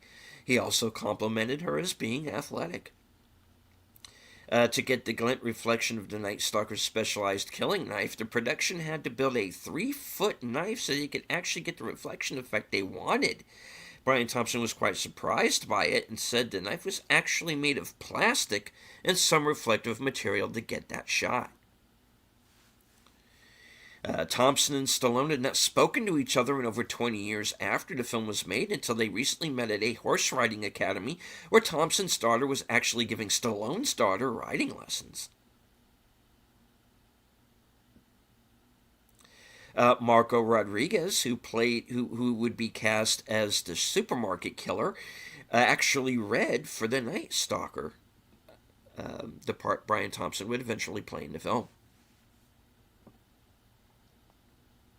Cosmatos told Thompson that he was glowing about Marco Rodriguez's performance as the supermarket killer, saying to him that he was fucking great, and I hope you're like that too, which was said to inspire Thompson in his performance after the opening was filmed. Rodriguez, in the years following this film and working on other projects, has had the disease posted on his trailer, which he takes as a personal compliment, as his character has a cult following. Cosmatos would get upset to the point of explosion on set when he was not getting a particular performance. Rodriguez was one such victim when he was only doing what Cosmatos asked of him through his broken English. Rodriguez would counter that he was only doing what was asked of him. The final shooting script for the film was 103 pages. Sans rewrites additional dialogue and material added. And hello to Lieutenant Giratina. Good to see you. Lee Garlington was cast in the film and actually had to go to the casting audition at 1:30 in the morning. She wanted to be in the film not for its artistic value, but because it was a big role, had a lot of money, and she wanted to play the villain. For her death scene, Garlington actually rehearsed with a stunt person for 45 minutes prior to shooting the scene with Stallone. When Stallone and his entourage showed up, she asked them if they could rehearse a scene a couple of times, since she was a big girl at the time, since she was quote-unquote a big girl at the time, in which Stallone said, at which time Stallone... what? Is this English? All right, I'm just going to read it the way they write it. When Stallone and his entourage showed up, she asked him if they could rehearse the scene a couple of times since she was quote-unquote a big girl. At the time in which Stallone was, quote, do your best. I think there are a couple of words left out there. Garlington would jump on Stallone twice, knocking him down both times. Looking a bit embarrassed with no reaction from the cast or crew. She does it a third time with Stallone staggering as he's on top of him. He breaks out into laughter along with the crew and decides to rehearse the scene with her. Oh, man. Garlington felt a little ostracized from the rest of the cast, and Stallone barely talked to her. However, when reshoots occurred about 2 weeks later, Stallone sat with her during lunch, and she felt much better and understood why he had been ignoring her. She said it was the greatest conversation she's ever had. The original ending was supposed to take place in Lake Piru in Ojai, California, where Cobra has a confrontation with Monty, in which he rips off his shirt and reveals a satanic tattoo on his chest, revealing that he was the leader of the New Order cult, which explains why the Night Stalker and Nancy, who was also an LAPD officer, had information on all of the victims and were one step ahead of Cobretti and his partner as to the whereabouts of Ingrid. Andrew Robinson talked to Stallone about the film's original ending before it was filmed and told him they'd killed so many people in the film it takes away from the moment. Stallone agreed with Robinson's take on it and suggested that he would just punch him out. And Robinson agreed to do it and saved him 3 hours of putting a tattoo on his chest, as the original ending stated he had. Released in Germany under the title, quote, Die City Cobra, to take advantage of the release of raw deals. Arnold Schwarzenegger that same year was released under the title Dirty High. Released in 1988, it sold 1,182 million tickets in Hungary, making it the second most watched release of the year behind latecomer They Call Me Trinity. In terms of admission, only 3 additional films have surpassed it since then. Star Wars Episode 1, The Phantom Menace, Avatar, and Star Wars Episode 7, The Force Awakens. It also remains Sylvester Stallone's biggest hit in the market by a wide margin.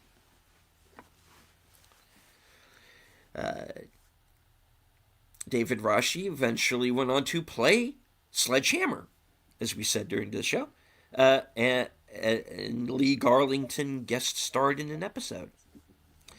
In the movie Undefeatable, 1993, the killer has the same type of knife.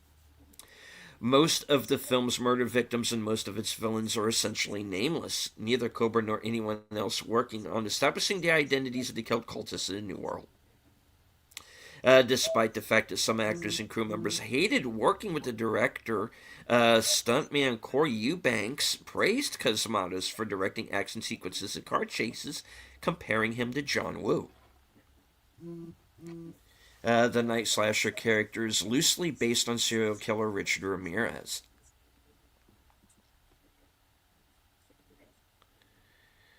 All right.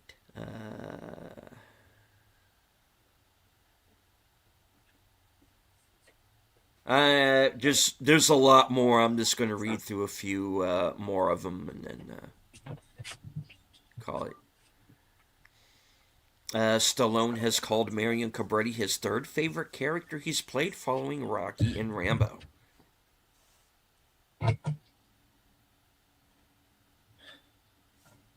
Scrolls. Just about. Okay. Art LaFleur did not audition for his role as Captain Sears and was instead offered the role by the director. It was featured on episode 49 of the comedy podcast How Did This Get Made? With guests Brian Posehn and Rhett Miller.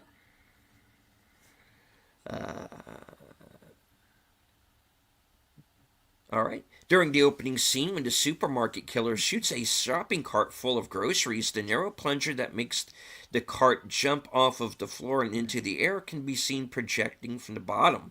This is a scaled-down version of one of the techniques used by stunt teams to make cars flip during chase scenes.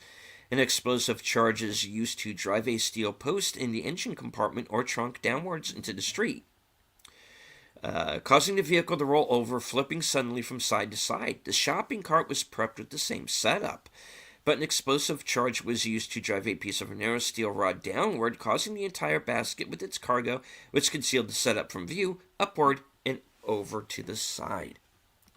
Had the cart really been shot with a load of any commonly available shotgun round, small pellets of birdshot, larger pellets of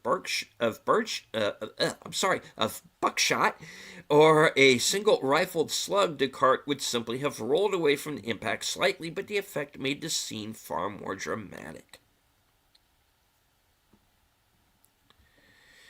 All right.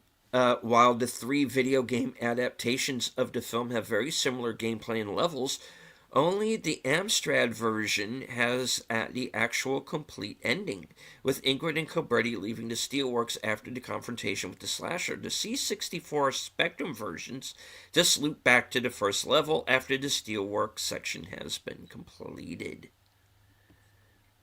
The Night Stalker fancies himself a soldier in a war, so he is dressing for what he sees as the part.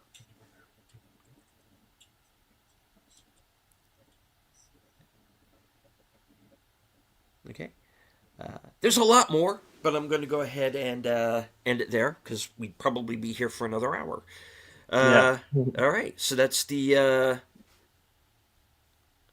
that is the trivia on IMDb Pro.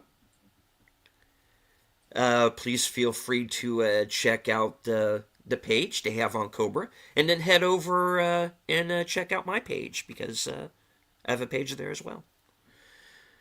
All right, so that is it. The scrolls are Yes. closed. And next week we will be back at the same time, same channels, with Mel Gibson's Apocalypto from 2005. And Sunday, we will also be here for Western Cinema Presents. Since it's slightly the day after Valentine's Day, we got a Western that's slash modern and kind of a romantic Western about a bull rider and rodeo gal. It's called the longest ride, starring Scott Eastwood and Britt Robertson and Alan Alda, Jack Hudson, and Ona Chaplin, Hmm. Lolita Davis, Very Marissa much. Benzet, and Mm-hmm. directed by George Tillman. It has a Rotten Tomato score of 31%, but an audience score Oh, of 71%. 71% is the popcorn-o-meter for Rotten Tomatoes. So, yeah. who knows? We'll see if it's good or bad. Hmm. I've never seen the film, so it will be a first watch for me. But I figured, Uh, being a Western and kind of a day after Valentine's Day, why not? I was gonna do Man from Snowy River, but I'm saving that for Mother's Day of this year. uh, So that's what we got coming on Western cinema. We'll be back full time now. Now that the long NFL season has concluded. Uh, there will be some karaoke, Valentine's Day karaoke on Saturday night early at around 7:30 ish. Or do drop by if you like karaoke and you like tunes. That's what I have coming up. What do you have coming up? Deleted. all right. Well, as for myself, later on tonight will be at 11 p.m. Eastern, 10 p.m. Central. Will be my program Coming Attractions. My chance to touch base with my loyal subscribers and my channel members. Let everybody know what I'm going to be up to for the next week. Up to and including my two appearances this week on Films with Friends. The first one being Friday night at 8, where Big Al presents, and I and maybe a couple special guests. We'll see who has a chance to show up. Um, and we're going to be watching Friday the 13th, A New Beginning. And then, of course, Saturday night at 10 p.m. Saturday the 14th. Oh, I love that movie. Yeah. All right. But I'll Oh, watch it early in the day because I'll be going early myself. right.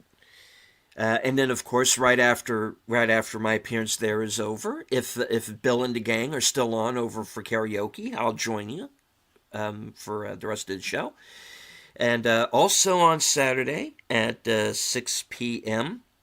Eastern, 5 o'clock Central, will be the 10 worst movies of 2025. And I am going to be joined by Wilkie's Movies in Music.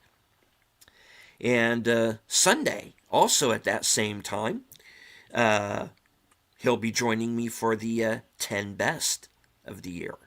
So stay tuned for those broadcasts. And also Sunday night at 11 p.m., Reserved Seats, episode 29, back after a brief hiatus. Aged Boomer will be my guest for that program. So that's what I've got coming up over the next few days. Um, I do want to thank, and I'm sure Bill does as well, thank everybody who joined us here for the broadcast. And I know at least at one point we had over 150 people watching. So thank you. Um, and I also want to thank everybody who was on my end who stuck with me through the technical issues I had at the beginning of the show. which is why my version of this broadcast is going to be about 10 or 12 minutes shorter. But thank you, and we got that cleared up. So, and of course, thank you to everybody who is Mm-hmm. in the chat with us. Gambit, Tim, Connie, Bigaford Entertainment joined us. Sorry I didn't say hello to begin with. Tim was with us. Lady Mist. Daniel Barry's Sports Highlights. Thank you once again, Tim, for the $1.99 super chat. I appreciate it. JP.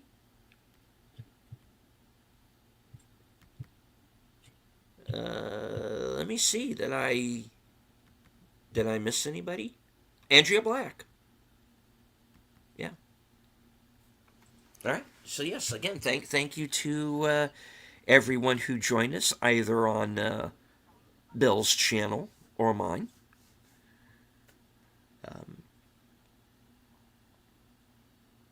And as I always say at the end of every broadcast from HQ and all points north, south, east, west, and beyond, good night, take care, stay strong, be safe and healthy.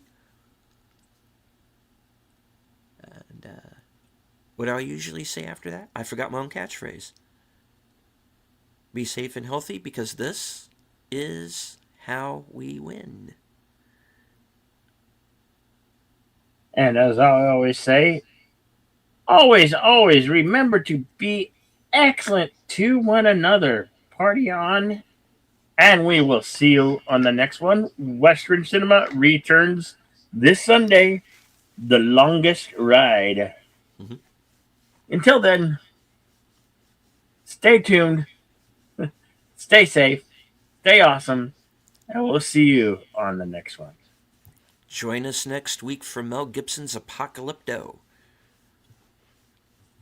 And very quickly before we go, after Coming Attractions is over, I'm going to be doing an unboxing. So stay tuned for that. Thank you.